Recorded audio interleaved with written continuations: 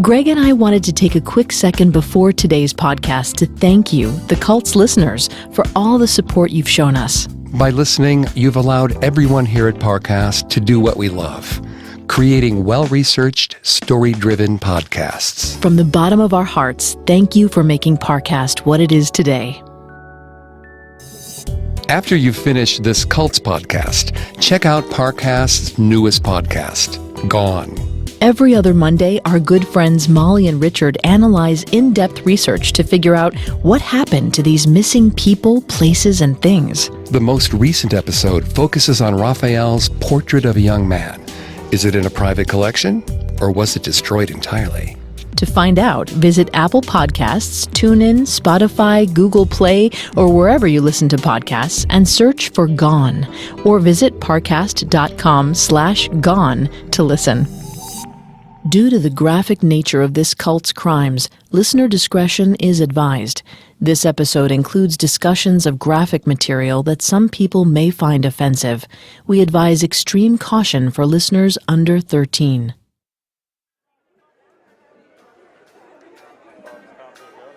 From the outside, the Yellow Deli looks like a relic preserved from the 70s. Its handwritten menu offers sandwiches like the Yellow Submarine and the Kingston Yoga Burger that convey an image of simpler times. But on the other side of the counter, members of a cult called the 12 Tribes staff every position at the restaurant. They work without pay and are described by church elders as volunteers whose money is shared among all members of their community. The restaurant also serves as a recruiting station, luring people in with the promise of a simple life and a welcoming Christian community. Beneath the carefree facade of the 12 Tribes lies a system rife with racism, homophobia, and accusations of child abuse. Followers are encouraged to strike their children with rods to prevent them from any sort of imaginative play. According to former church elders, this is done to break a child's will before the age of 4, which the community believes is when a child's basic character has been formed. Followers are discouraged from communicating with the outside world and receiving medical treatment. Disobedient members can find themselves separated from their children, often across international borders. And most importantly, members must always obey the will of the cult's leader and super apostle, Elbert Spriggs.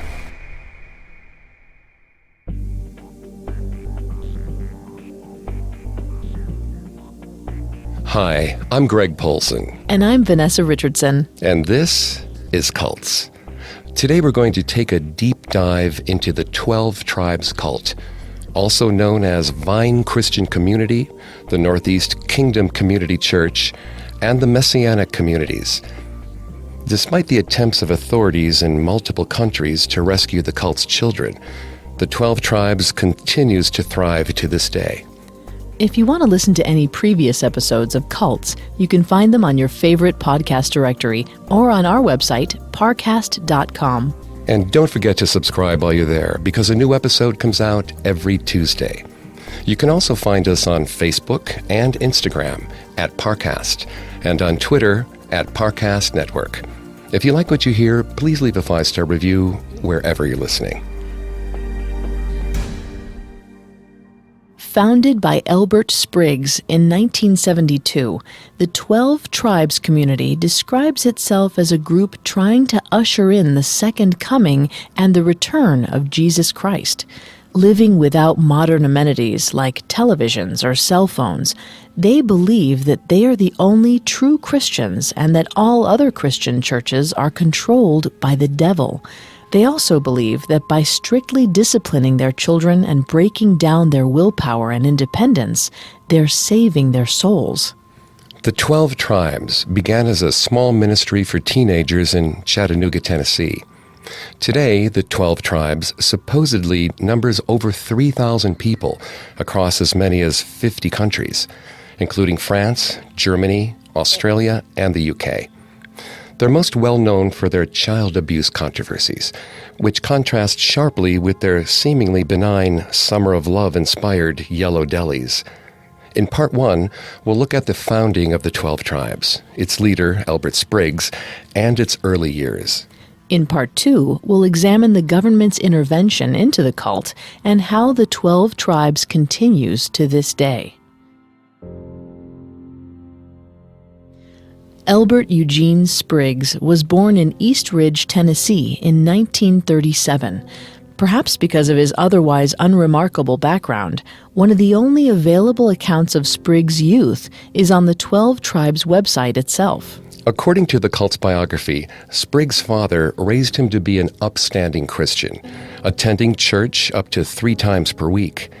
Spriggs' father also employed corporal punishment and spanked Spriggs when he misbehaved at school. But despite the strict discipline and religious upbringing, Spriggs fell in with the habits of his peers during his teenage years, drinking, smoking, and partying. Spriggs was plagued by guilt at his failure to live up to the standards his father had established. According to the 12 Tribes, this guilt caused Spriggs to enter his first marriage at age 19 in 1957, but this marriage ended relatively quickly in 1960. Spriggs' high school prowess on the football field won him a university scholarship where he studied psychology. He was soon remarried in 1962. That same year, he was drafted into the Army after graduating from the University of Chattanooga. In the military, Spriggs performed psychological testing on new recruits. Vanessa's going to take over on the psychology here and throughout the episode. Please note, Vanessa is not a licensed psychologist or psychiatrist, but she has done a lot of research for the show. Thanks, Greg. The Armed Forces Qualification Test, or AFQT, was an exam that all branches of the military used to screen new recruits. Its purpose was twofold. The test measured an applicant's ability to absorb military training and analyzed how useful that applicant could be.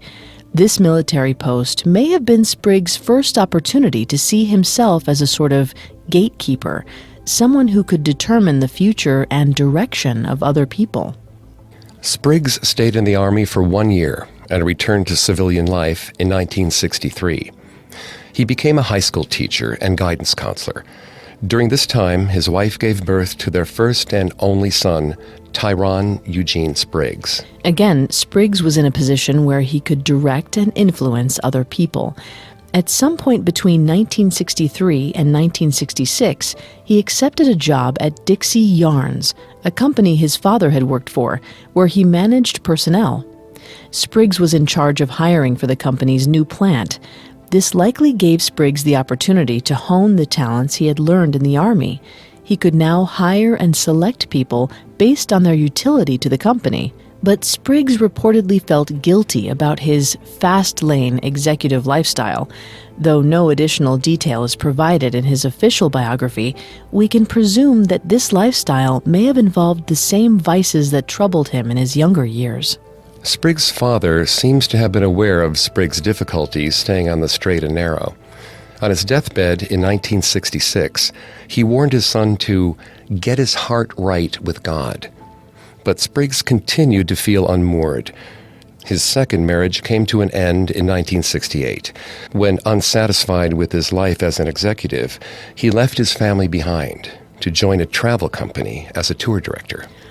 After abandoning his wife and child in 1968, Spriggs quickly formed a new family. He remarried a year later in 1969. It's not surprising that Spriggs was able to quickly find new partners after his marriages. A former football player and boxer, Spriggs kept himself in good athletic condition and looked younger than his age. He was also described as a charismatic man who had a presence about him. People always noticed him when he entered a room. But despite his new marriage, Spriggs' life was still in turmoil. His career as a tour director was short-lived, and tensions became fraught between Spriggs and his new wife. So he decided to take time to visit some family members in California. En route, Spriggs stopped in Alabama to visit a friend. This friend ran a carnival and offered Spriggs the opportunity to run one of the booths there. It was at this job that Spriggs reported hearing God ask him, quote, "Is this what I created you for?" End quote. Not long after the carnival in 1970, Spriggs completed his move to California. But it's unclear whether his third wife accompanied him. In the Sunshine State, the Jesus movement was at its zenith. As you may remember from previous cults episodes, the Jesus movement was a Christian evangelical movement that swept across Europe and America in the late 1960s and early 1970s. It harkened back to simple living and advocated a more informal form of worship. Its followers called themselves the Jesus people, and they emphasized a gentle God who loved and healed followers. The 12 tribes incorporated some of the imagery of the Jesus movement, as well as the 1967 Summer of Love, from the flowers decorating the Yellow Deli's menus to the tribe's rainbow-decorated garden bus. But the good vibes and funshine of the Jesus movement didn't help Spriggs and his third wife get along. The pair were divorced by 1971, just 2 years after they married. Later that year, while walking on a beach in Carpinteria near Santa Barbara, California, Spriggs rededicated his life to Jesus.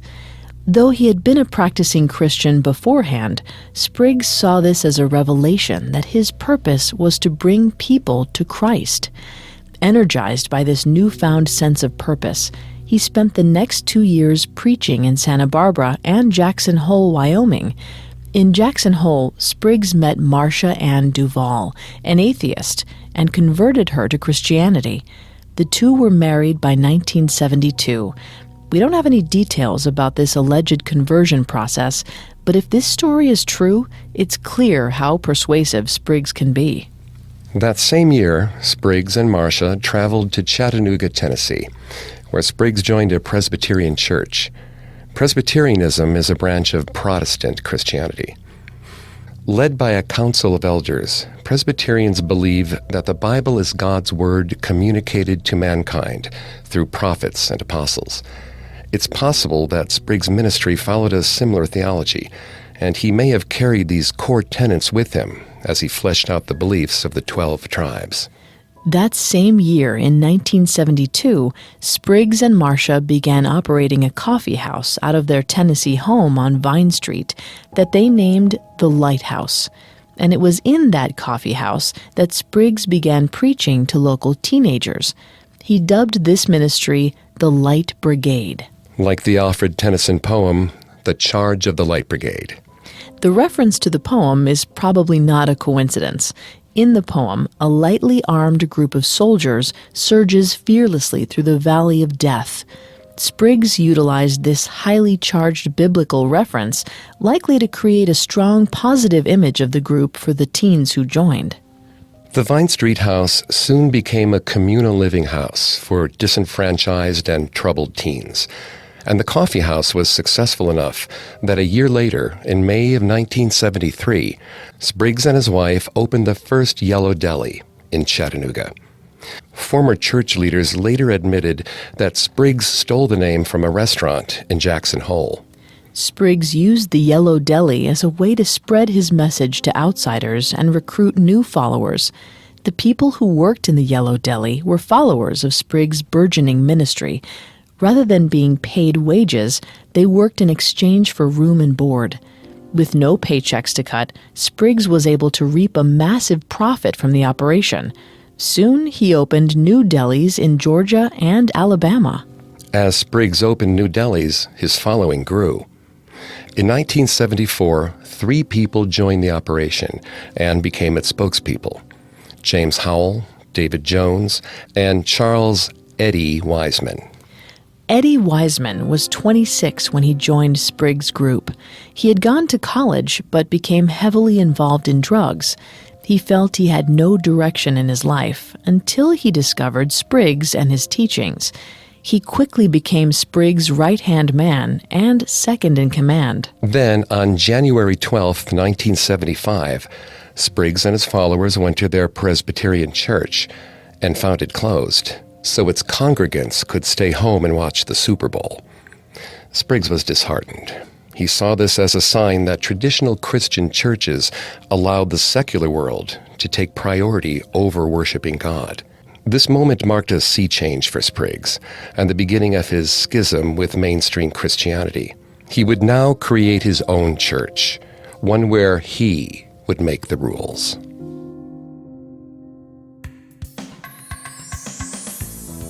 Here's something that might be able to help you out.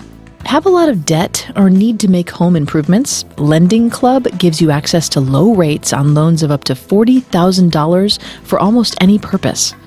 It's easier than going to a bank and offers lower rates than high-interest credit cards. Just go to lendingclub.com, enter the amount of money you need, and see if you're approved in minutes. Pick the offer that's right for you. The money can be in your account in just days. For more than 10 years, Lending Club has helped millions of people with over $31 billion in loans. Take charge of your finances today with Lending Club. Go to lendingclub.com/cults to check your rate for free. It won't impact your credit score. That's lendingclub.com/cults. lendingclub.com/cults. All loans made by WebBank, member FDIC, equal housing lender. Whether you have debt or not, we both agree that Amazon Music is the simplest way to listen to the music you love, because there's no ads, no limits, and no interruptions. Absolutely. I can find my favorite songs not just at the tips of my fingers, but at the tip of my tongue. If I have friends over, I ask to play music for a dinner party, or sometimes I request their mellow 70s gold playlist. It's one of my favorites. I'm more of a breezy summer classics playlist girl myself, and if I'm playing a song and I want to hear more like it, I just say, Alexa, play more like this. It's so easy. Engaging with music has never been more natural, simple, and fun. New customers start your 30-day free trial at amazonmusic.com. That's amazonmusic.com to start your 30-day trial free. Renews automatically, cancels anytime. Now, let's get back to the story. In 1975, Elbert Spriggs founded the Vine Christian Community Church, later known as the 12 Tribes, in Chattanooga, Tennessee. By creating this new church, Spriggs was separating from mainstream Christianity for good. He organized meetings at a park near his home on Sundays. Please note that this is in no way related to the Vineyard Christian Fellowship, a collection of 2,400 non-denominational churches across almost 100 countries.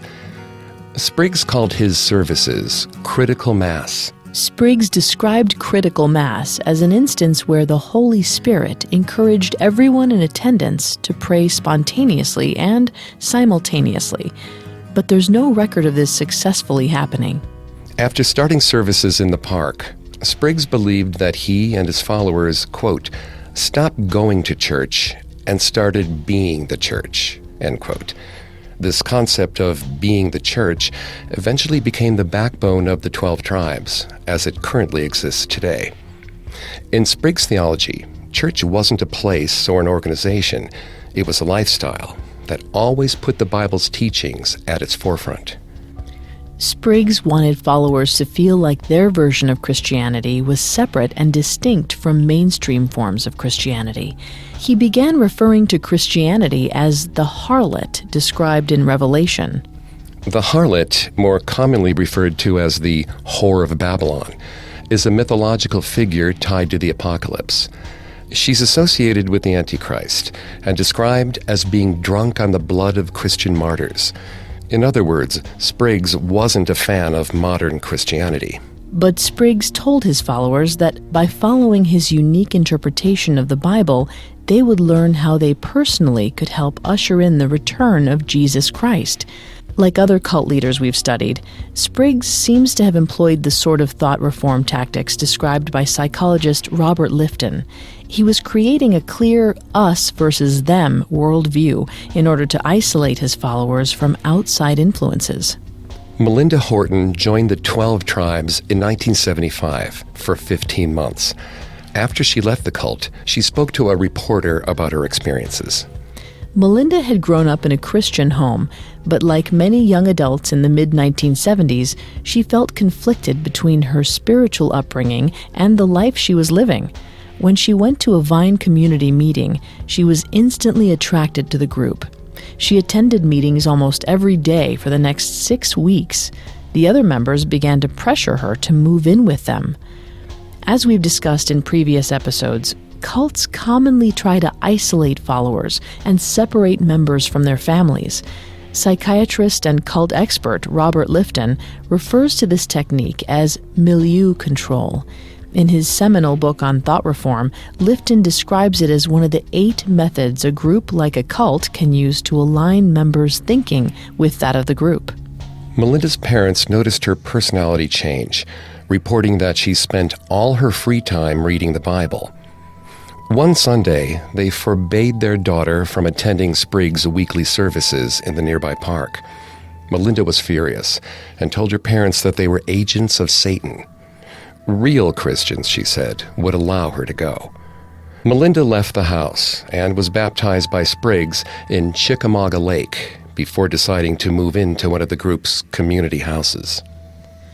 The Vine community dispatched 2 members to collect Melinda's clothing from her parents' house, but her father stopped them. Melinda was outraged. Spriggs had convinced her that it was God's will that she should move in with the members of the Vine community, but her parents were keeping it from happening. An hour later, Spriggs himself showed up at the house. Melinda's mother was quick to confront him. If young people were living in Christian homes, why remove them? Spriggs responded that he could tell Melinda's parents were not Christian, going so far as to say, quote, "It's because of mothers like you that I have to rescue girls like Melinda," end quote. Spriggs brought Melinda to a community home that was reserved for the young, single women of the group. She slept on a bunk bed in a room occupied by other girls, shared toiletries, and was given old clothes to dress in. Her parents came to visit her when she worked at the Yellow Deli in Chattanooga, a restaurant Spriggs had opened where members worked without pay. But the cult was quick to react, relocating her to a community in Georgia with its own Yellow Deli. This is another example of the community using milieu control to keep Melinda isolated from her family. Melinda worked 11 and 12-hour days at the Yellow Deli. She was allowed to see her parents on a couple of holidays, but she usually had to be under the supervision of other members when she saw them. She was warned that Satan was using her parents to poison her mind. Eventually, around 1976, her parents hired Ted Patrick, a self-proclaimed cult deprogrammer. Cult deprogramming is a controversial practice intended to assist a cult member with changing their beliefs. Deprogramming used to involve kidnapping and incarcerating members against their will, though these tactics are now illegal. Ted Patrick was known as the father of deprogramming and invented the practice after his own son was approached by a cult called the Children of God, which listeners may recall from our episodes on that cult. Patrick was not a psychologist or psychiatrist. Instead, he claimed to base the techniques on his own life experiences and conversations he had with, quote, witches, warlocks, and healers, end quote. As part of his technique, Patrick locked Melinda in a house with him, refusing to allow her to exit. Patrick barraged her with arguments for 5 hours, focusing on how she had been post-hypnotically led to depend on the Vine community. He explained that the sacrifices she had been encouraged to make were not for God, but for Spriggs. He eventually persuaded her to leave the cult.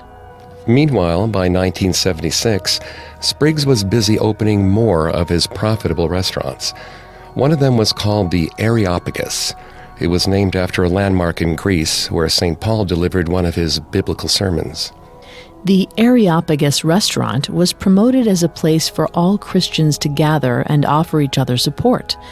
It was at this restaurant later that year that Spriggs crossed paths with another religious movement called the New Covenant Apostolic Order, or the NCAO. The NCAO was an entity created by Peter Gilchrist in 1973. Gilchrist, who had attended the Dallas Theological Seminary and completed his graduate studies at Wheaton College. believed modern Christianity had strayed too far from its roots and taken a wrong turn. He founded the NCAO to bring people together in the communal worship. Given Spriggs' belief that modern Christianity was flawed, it's no wonder that he found theological common ground with the NCAO. Members believed it was their mission to build new churches. They felt they maintained a new relationship with the Holy Spirit that was lacking in the organized Christian church. These builders of the new church would be called apostles, and Spriggs was anointed with the term. Traditionally, the term apostle is used in Christianity to refer to one who teaches the Word of God. So when Spriggs was given that title, he likely felt empowered, and his writings soon incorporated his elevated status. In 1977, a year after opening the Areopagus and meeting the members of the NCAO, Spriggs wrote a paper where he insisted that obedience is the only way to truly honor God. A true follower could not have even a hint of independence. He would later write in one of his publications, quote, "Honoring those who are over you, those who are honorable, especially parents, releases a special hormone from your brain, permeating your body, that gives long life. If you don't do this, that hormone dries up, and your bones dry up." End quote. It's worth noting the irony that Spriggs was responsible for isolating so many of his followers from their parents. And despite claiming that he wanted his followers to honor their parents, Spriggs also wrote that the only way to attain God's grace was to sever connections with family that might hold them back. The only person Spriggs really wanted his followers to honor was himself. During this time, in the mid to late 70s, Spriggs and his operations received 501D status from the IRS, a designation reserved for-profit businesses with a religious purpose and common treasury. This allowed all of the profits from the Yellow Deli, the Areopagus, and any future businesses to be funneled into the coffers of Spriggs' church. Despite their newfound wealth, the 12 tribes still held services outdoors at the nearby Warner Park. Spriggs, now proudly calling himself an apostle, began baptizing followers in Chickamauga Lake. But Spriggs was not an ordained minister, and his baptisms drew criticism from nearby Presbyterian church leaders. As umbrage grew toward Spriggs' community, now approximately 150 people strong, people who had left the 12 tribes started talking openly about their experiences. According to a pair of articles published in the Chattanooga Times, Spriggs' followers worked 80 to 90 hours a week at the delis without pay. Spriggs' second-in-command, Eddie Wiseman, told the Chattanooga Times that the long hours that members were expected to work at the Yellow Deli were proof that followers would give up everything for Jesus Christ.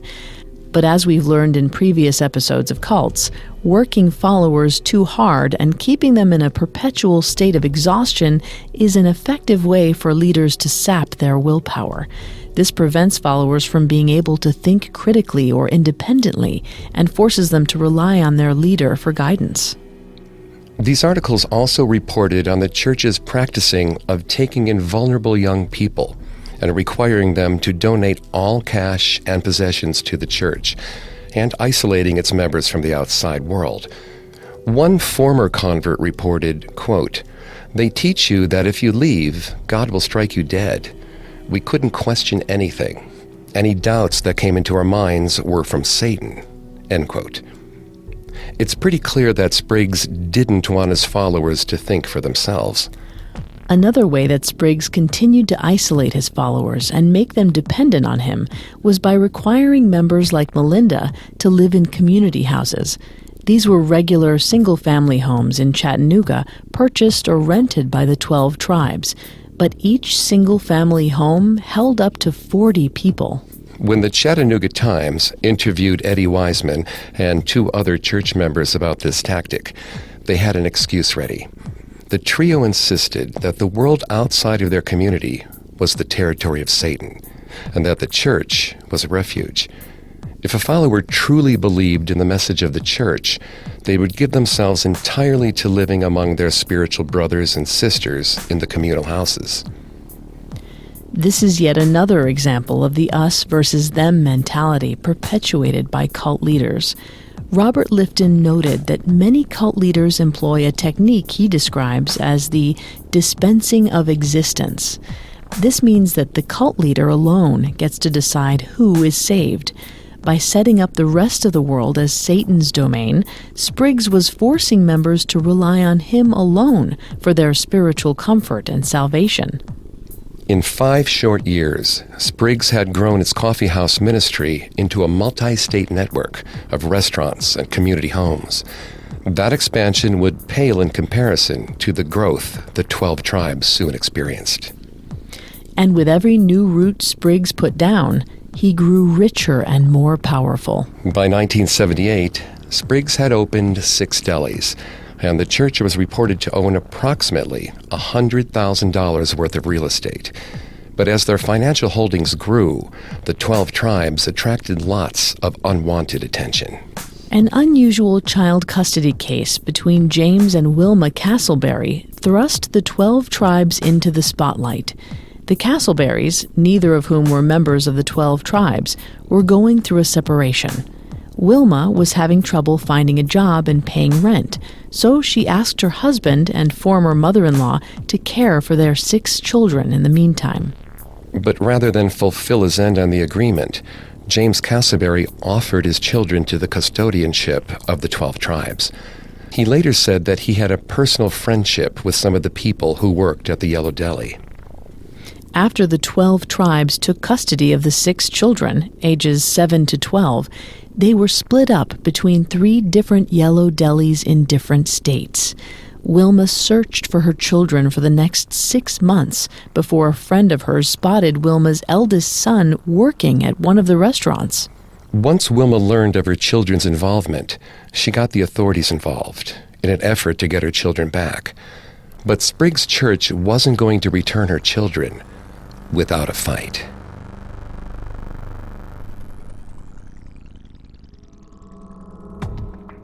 By 1977, Elbert Spriggs' 12 tribes was under investigation for hiding the 6 children of Wilma Castleberry in Yellow Delis across the country. It took a court order to force them to relinquish the children to their mother. A witness testified that the children had been put to work at the various Yellow Delis, washing dishes until as late as 11 p.m. As word began to spread that the Yellow Delis were connected to a cult, the president of nearby Bryan College declared the Yellow Deli off-limits to its students.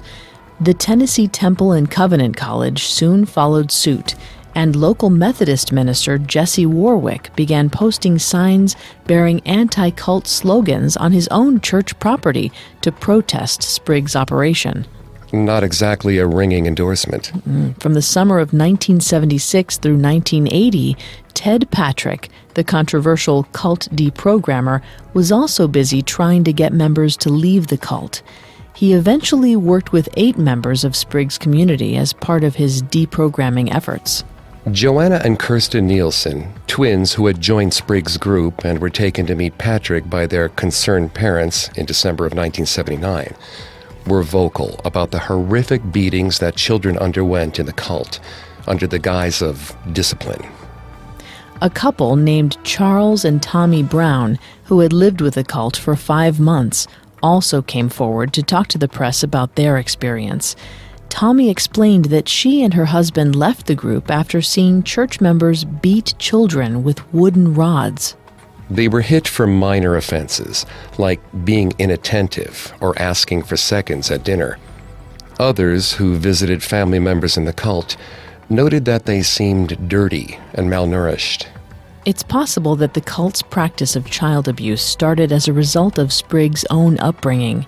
Spriggs publicly talked about the corporeal punishment he received at school and at home when he misbehaved.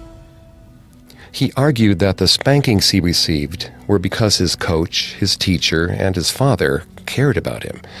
But in a study published in 2001, Doctors Pears and Capaldi observed that adults who had been physically abused as children were more likely to perpetuate abusive behaviors toward children.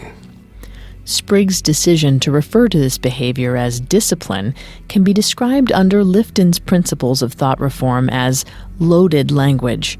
By choosing words like discipline with neutral or positive connotations, he's using semantics to make beating children sound necessary and well-intentioned. A church elder defended the practice by citing the biblical verse Proverbs 13:24, quote, "Whoever spares the rod hates their children, but the one who loves their children is careful to discipline them," end quote. This elder insisted the children were never struck hard enough to cause bruising. Visitors to the cult reported children were inhibited, didn't play, and were unusually quiet. Spriggs' followers thought this was proof that their methods of discipline were working. However, according to the Mayo Clinic, this kind of withdrawn behavior in children is often a sign of abuse. The citizens of Chattanooga were shocked by ex-cult members' tales of abuse. But the public's fears reached a fever pitch in late 1978 after the Jonestown Massacre. As we discussed in our episodes about Jim Jones and his cult, the People's Temple, the Jonestown Massacre occurred after Jones instructed his followers to poison themselves with cyanide. Over 900 people died. The citizens of Chattanooga feared that the cult in their own backyard might follow the same path. As scrutiny from the outside world grew, Spriggs decided he needed to move his cult somewhere more isolated. He informed his disciples that he believed there was nobody left in Chattanooga who was preaching the gospel. It was time for them to leave. In 1979, Spriggs and his wife sold almost all of the 12 tribes' properties and businesses, including the Yellow Delis, and relocated their community to Island Pond, Vermont, where a small branch of the Vine Church had already been established. They renamed themselves the Northeast Kingdom Community Church. In an effort to fit into the quiet dairy farm community, Spriggs and his followers opened a new restaurant called the Common Sense Cafe. Spriggs restaurants served an important purpose for 12 tribes. Not only did they provide consistent income thanks to members who worked there without pay, but they were one of the few places where outsiders and members came in contact. This enabled Spriggs to use the restaurants as recruiting stations where staff could sing the praises of the community to unsuspecting patrons. And if a patron decided to join, their possessions and bank accounts were added to Spriggs' personal coffers. Spriggs didn't just own restaurants. He also made sure the cult owned a number of community-owned farms that provided the ingredients for the restaurants.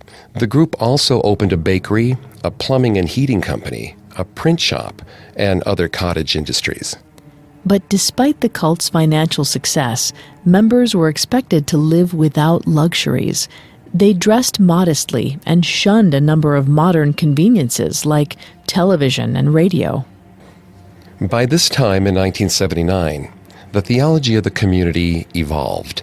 Spriggs began appropriating elements of the Torah, and he renamed his community after the 12 tribes of Israel. He also sought to separate his beliefs from the rest of Christianity by referring to Jesus as Yeshua, a variant of his Hebrew name, and instructed his followers to all take Hebrew names as well. Spriggs himself took the name Yonek, meaning a tender shoot or sprig, a clumsy play on his own name. His second-in-command, Eddie Wiseman, adopted the name Hakam, or wise man. But in addition to appropriating elements of the Torah, Spriggs also began incorporating racist and homophobic beliefs into his philosophy in 1979. And one of the most controversial of Spriggs' teachings reflected the 12 tribes' ultimate purpose, to bring about the 144,000, a seminal group of devoted followers discussed in the Book of Revelation. The Book of Revelation describes the 144,000 as a group of virgin males who have been redeemed from mankind and have not defiled themselves with women. Their spiritual purity would allegedly usher in the return of Yeshua, or Jesus. Spriggs taught that children needed to be disciplined or scourged in order to maintain their spiritual purity, citing a verse from the book of Proverbs that reads, quote, "Withhold not correction from the child, for if thou beatest him with the rod, he shall not die." End quote. Spriggs reportedly emphasized the word beat. Instruction manuals on child rearing published by Spriggs, which are still available today on the cult's website, tell followers to discipline children with reeds. The manuals claim that, quote, "the blueness of the wound drives away all evil," end quote. In other words, a child is not well disciplined unless his punishment leaves him with intense bruises. According to Michael Painter, a former high-ranking member of the 12 tribes, Spriggs taught that a child's will had to break by the time they were 4. If not, the child was lost because their basic character had been formed. Any adult member of the cult was permitted to discipline the cult's young, and Spriggs taught that a child should thank them for the beating. A broken child followed these instructions and submitted to the will of the cult's adults. A lost child resisted submission. According to Spriggs, any deviance from the cult's prescribed rules could interfere in the entire community's relationship with God. Therefore, any behavior that mimics Satan's world outside the community, behavior such as playing or fantasizing, or in one instance, making an airplane noise, resulted in a beating. Those kids who grew up under the cult's watchful eyes later reported that they were never given the freedom to act like children. While the cult was always secretive and restricted the extent to which members were allowed to interact with the outside world, efforts to isolate were ramped up in the 1980s in the face of increased accusations of abuse. The cult began to homeschool their children rather than allowing them to attend public school. Outside medical care was forbidden. According to James Powell, a former high-ranking cult member, this was to prevent medical professionals from seeing signs of child abuse. This sentiment was also echoed by Vermont State Trooper Kathy Cunningham, who admitted to Newsweek that the tribe had taken away all the normal methods by which child abuse would be detected. But Spriggs' prohibition of medical care, wrapped in the teaching that illness came from sin and could be treated by prayer and confession, led to the death of at least 4 infants in Island Pond. Stillborn children were also common within the communities due to the lack of medical care. The 12 tribes also relocated children across state and federal lines in an effort to frustrate parents who were looking for their children. One 6-year-old was retrieved from a community house in Spain in 1983 and brought back home to the U.S. He was reported to have 15 permanent scars across his buttocks from the beatings he received. And this wasn't the only instance of reported child abuse or child abduction. A child custody case in Island Pond, Vermont, between a former church member and his wife, who was still a Spriggs follower, made its way into the paper, accompanied by stories of child abuse within the secretive community. Another child abduction case occurred after a man named Joseph Heflin had a daughter who joined the 12 tribes. She married one of the community's elders and moved to Island Pond. They had a child together. When Heflin's daughter eventually left the group, she took her child with her. But her child was allegedly soon abducted by members of the church. Heflin's daughter declined to report the abduction to police, but Heflin was furious at the loss of his grandchild. In 1980, when Spriggs and 3 of his followers, including second-in-command Wiseman, returned to Chattanooga to fundraise, Heflin confronted and physically attacked them. Heflin was later tried for the assault against Spriggs, but we aren't aware of any follow-up on the part of law enforcement to investigate Heflin's claim of child abduction. That same year, in 1980, a couple who left the 12 tribes revealed the extent to which Spriggs' power had grown. Inside the community, his word was considered law, and anyone who dared to question it was treated as questioning the word of God. The elders executed his will without hesitation. In 1982, Newsweek brought the 12 tribes into the national spotlight. Beginning with a brief description of yet another child custody battle, the article highlighted the allegations of child abuse and law enforcement's inability to get involved. The article highlighted the deaths of 3 infants in the community. Spriggs taught that most illness came from sin, so his community of followers had little reason to invest in anything more than a makeshift medical facility. According to local officials, one of the deceased infants had actually suffered from spinal meningitis, but the 12 tribes misdiagnosed it as an ear infection. Child abuse reports continued to surface as members defected from the community in the year following the Newsweek article. In 1983, Eddie Wiseman was charged with assault for beating a little girl named Darlene Church. Darlene's father, Roland, called a local nurse who was known for her opposition to the 12 tribes.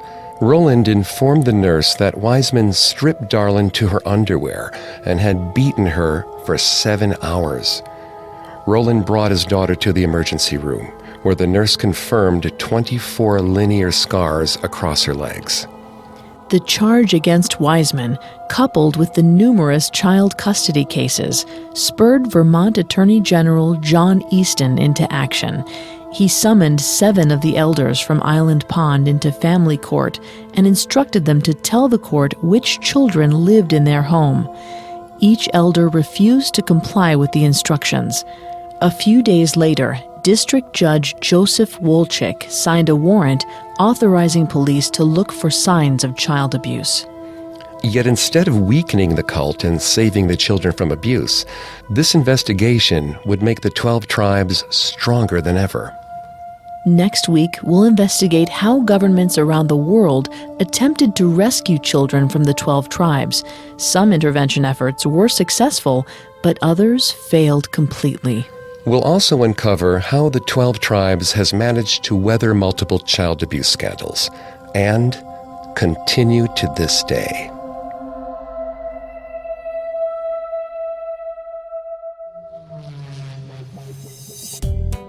Now that you've finished this episode of Cults, check out Parcast's newest podcast, Gone.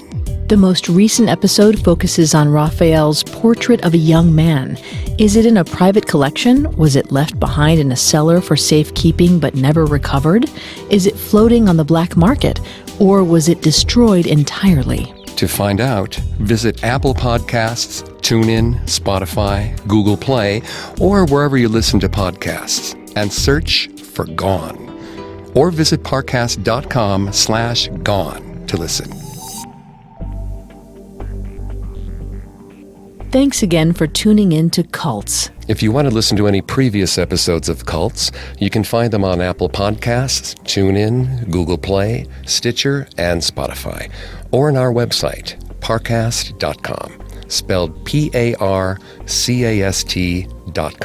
If you like what you hear, please leave a 5-star review or tell us what you think on social media. We're on Facebook and Instagram as @Parcast and Twitter @Parcast Network. It seems simple, but it really helps our show. Join us next Tuesday as we continue to investigate the 12 tribes. Cults was created by Max Cutler and is a production of Cutler Media and is part of the Parcast Network. It is produced by Max and Ron Cutler, sound design by Kenny Hobbs, with production assistance by Ron Shapiro and Paul Mahler. Additional production assistance by Maggie Admire, Carly Madden, and Jeanette Manning. Cults is written by Sean Waugh and stars Greg Polson and Vanessa Richardson.